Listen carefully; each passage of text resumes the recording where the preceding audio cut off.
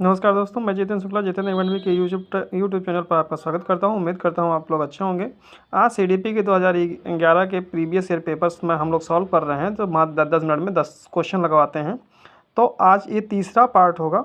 ठीक है दोस्तों, चलते हैं, बिना देरी किए स्टार्ट करते हैं। और अगर आप मेरे चैनल पर पहली बार देख रहे हैं तो चैनल को सब्सक्राइब कर लीजिएगा, लाइक कर दीजिएगा, कमेंट जरूर करिएगा। और इसमें इसी का सिर्फ हम लोग नहीं, बस इसके साथ साथ हम लोग कुछ पॉजिटिव निगेटिव की पॉइंट भी लेकर के चलेंगे, बताएंगे, जिससे कि आप लोग एक से कई क्वेश्चन सॉल्व कर सकते हैं। क्वेश्चन है, एक बच्चा अतीत की समान परिस्थिति में की गई अनुक्रियाओं के आधार पर नई स्थिति के प्रति अनुक्रिया करता है। यह किससे संबंधित है? मतलब एक बच्चा अतीत की समान परिस्थिति में की गई अनुक्रियाओं के आधार पर नई स्थिति, मतलब जो पहले की स्थिति थी उससे और अब की स्थिति में मतलब क्या रिलेशन है? तो सीखने का प्रभाव का नियम, सीखने की प्रक्रिया का अभिवृद्धि नियम, सीखने का तत्परता के नियम और सीखने का सादृश्यता का नियम। तो आपका हो जाएगा सीखने का सादृश्यता का नियम। ठीक है दोस्तों, चलिए इसकी व्याख्या देख लेते हैं। डी ऑप्शन था उसमें, और देख लीजिए डी ऑप्शन ही है। ठीक है दोस्तों, तो सीखने के सादृश्यता का नियम के अनुसार एक बच्चा किसी नवीन परिस्थिति या समस्या के उपस्थित होने से उससे मिलती जुलती अन्य परिस्थिति का स्मरण करता है जिससे वह पहले भी अनुभव कर चुका है। वह उसके साथ वैसी ही प्रतिक्रिया करेगा जैसा कि पहले परिस्थिति में किया गया होगा। ठीक है दोस्तों, नेक्स्ट क्वेश्चन है डैश।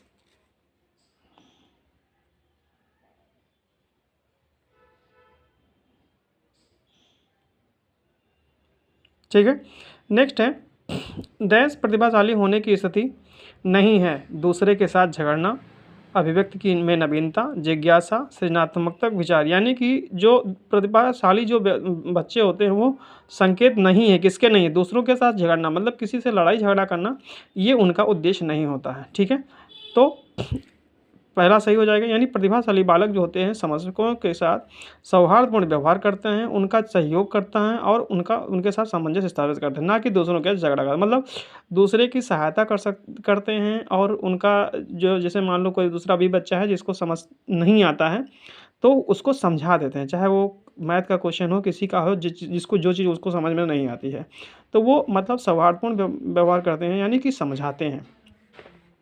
नेक्स्ट है, विशेष आवश्यकता वाले बच्चों को शिक्षा उपलब्ध कराई जानी चाहिए, किस माध्यम में?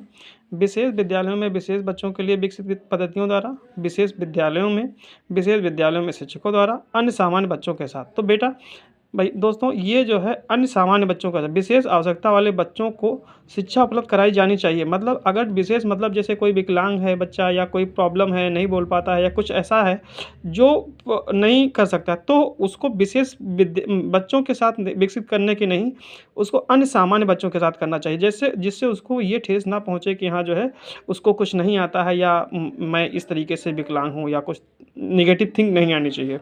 ठीक है, तो देख लीजिए एनसीएफ 2005 में समावेशी शिक्षा की संशोधित की गई है, जिसमें सभी प्रकार के बच्चों को सामान्य एवं विशेष को एक ही स्थान पर शिक्षा दी जाए, ऐसा बोला गया है। ठीक है दोस्तों, नेक्स्ट है आपका आकलन आकलन को उपयोगी और रोचक प्रक्रिया बनाने के लिए के प्रति सचेत होना चाहिए। विद्यार्थियों के बुद्धिमान या औसत विद्यार्थी शिक्षार्थी को उपाधि हो देना, शैक्षिक और शैक्षिक क्षेत्रों में विद्यार्थी के सीखने के बारे में जानकारी प्राप्त करने के लिए विविध तरीकों का प्रयोग करना। हाँ, ये दोस्तों हो सकता है विविध तरीकों का प्रयोग, अगर जो है ये पॉजिटिव वर्ड है, लेकिन फिर भी हम आगे चलेंगे। प्रतिपुष्टि फीडबैक देने के लिए तकनीकी भाषा का प्रयोग करना। तकनीकी भाषा फीडबैक ले, तकनीकी भाषा देने की कोई ज़रूरत नहीं है, ये निगेटिव वर्ड हो जाएगा आपका। और अलग अलग विद्यार्थियों में तुलना नहीं कर सकते, ये निगेटिव वर्ड हो जाएगा, यानी कि आपका ऑप्शन बी होना चाहिए। चलिए देखते हैं, आकलन को उपयोगी और रोचक प्रक्रिया बनाने के लिए शिक्षक और शैक्षिक क्षेत्रों में विद्यार्थी के लिए बारे में जानकारी प्राप्त करने के लिए विविध तरीकों का उपयोग या प्रयोग करना चाहिए। ठीक है, नेक्स्ट क्वेश्चन है, डिसलेक्सिया तो पठन के विकार से है, और ये गणितीय विकास है। डिसकैलकुलिया अगर होता, यहाँ पे अगर डिसकैलकुलिया होता तो गणितीय विकार हो जाता। मानसिक विकास है तो अगर जो है इसका दूसरा हो जाएगा। नेक्स्ट क्वेश्चन, इसका हम जो है वो भी देख लेते हैं। चलिए देखते हैं, डिसलेक्सिया जो है का पठन विकार से संबंधित है, अक्षरों की पहचान नहीं कर पाता है, जिस कारण से पाठ्य पुस्तक पढ़ने में समस्या महसूस होती है। ठीक है, नेक्स्ट है बच्चों की सीखने की प्रक्रिया में माता पिता को की भूमिका होनी चाहिए।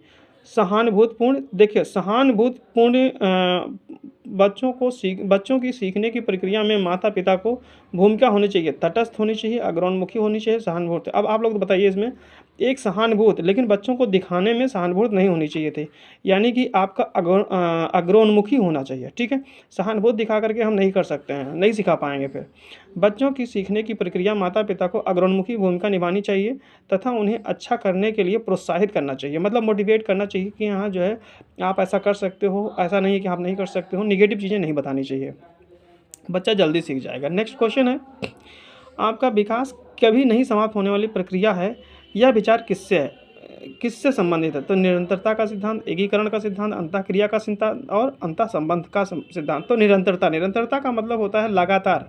ठीक है दोस्तों, तो जब लगातार की बात कर रहा है तो यहाँ पे आपका निरंतरता यानी विकास कभी समाप्त होने वाली नहीं है, ये यानी कंटिन्यूटी बनी रहेगी। विकास कभी समाप्त न होने वाली न प्रक्रिया है, होने की प्रक्रिया है, यह विचार निरंतरता का सिद्धांत से संबंधित है। ठीक है, यानी कंटिन्यूटी बनाए रखेगा। नेक्स्ट है, सीखने के अंतर्दृष्टि सिद्धांत को किसने बढ़ावा दिया? मतलब सीखने के, अब ये मतलब ये एक सिद्धांत है, सीखने के अंतर्दृष्टि सिद्धांत को किसने बढ़ावा दिया? मतलब अब ये मनोवैज्ञानिक है हमारे पावलोव, जीन पियाजे, वाइगोस्की और गेस्टाल्ट सिद्धांतवादी, यानी कि इसमें से कौन होगा? यानी कि तो ये हो जाएंगे गेस्टाल्टवादी सिद्धांत।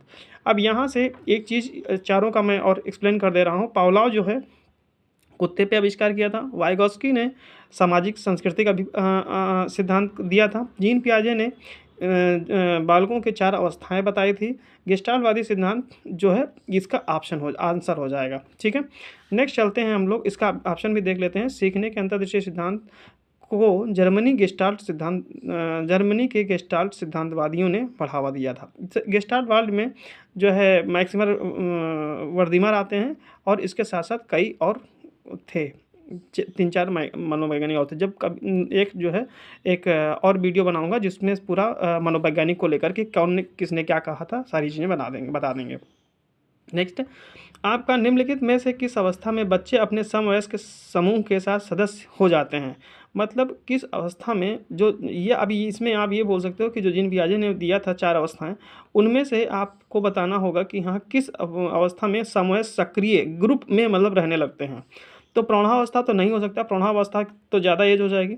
बाल्यावस्था, पूर्व बाल्यावस्था, किशोरावस्था, 4 ऑप्शन है। तो आपको जो सदस्य ग्रुप में रहने वाली बात होती है, तो ग्रुप आपको जो है किशोरावस्था में रहने लगते हैं, यानी कि जो आप जब 12 साल से ऊपर हो जाते हैं तो आप जो है ग्रुप में एक समूह में रहना पसंद करते हैं, अपने दोस्तों के साथ शेयर करना चाहते हैं, कोई भी समस्या हो, कोई भी बात हो, माता पिता से बच के रहना चाहते हैं और उनसे कोई चीज़ शेयर नहीं करना चाहते हैं, चाहे वो लड़कियाँ हों चाहे लड़के हों। ठीक है, किशोरावस्था में बच्चे अपने समवयस्क समूह के साथ सक्रिय सदस्य हो जाते हैं। ठीक है, यही आपका था होगा। फिर बच्चों, नेक्स्ट है यहाँ पे बच्चों के बौद्धिक विकास की 4 विशिष्ट अवस्थाओं की पहचान की गई थी। तो मैंने अभी बताया था कि ऊपर ही बताया था कि 4 अवस्थाएं किसने दिया था? जीन पियाजे ने दिया था। जीन पियाजे ऑप्शन है, यही ऑप्शन हो जाएगा आपका। ठीक है, दिखा भी देते हैं, अब इसका एक्सप्लेनेशन भी पढ़ लीजिए। बच्चों के बौद्धिक विकास की 4 अवस्थाओं की पहचान पियाजे द्वारा किया गया था। संवेदी गामक काल 0 से 2 वर्ष, पूर्व संक्रियात्मक अवस्था 2 से 7 वर्ष, मूल संक्रियात्मक काल 7 से 12 वर्ष और औपचारिक संक्रियात्मक अवस्था 12 से 18 वर्ष। ये एक बात ध्यान रखिएगा कि औपचारिक को हम अमूर्त संक्रियात्मक अवस्था भी कहते हैं। तो ये आपका यहाँ तीसरे पार्ट में 2011 के प्रीवियस ईयर पेपर जो थे आपके ख़त्म कर दिए CDP। नेक्स्ट मैं अगले ईयर का लेकर के प्रीवियस ईयर CDP कराऊंगा। ठीक है दोस्तों, और अगर आप मेरे चैनल पे पहली बार देख रहे हैं तो आप जो है चैनल को सब्सक्राइब कर दीजिए, लाइक कर लीजिए और कमेंट कर दीजिए। ठीक है दोस्तों, थैंक यू।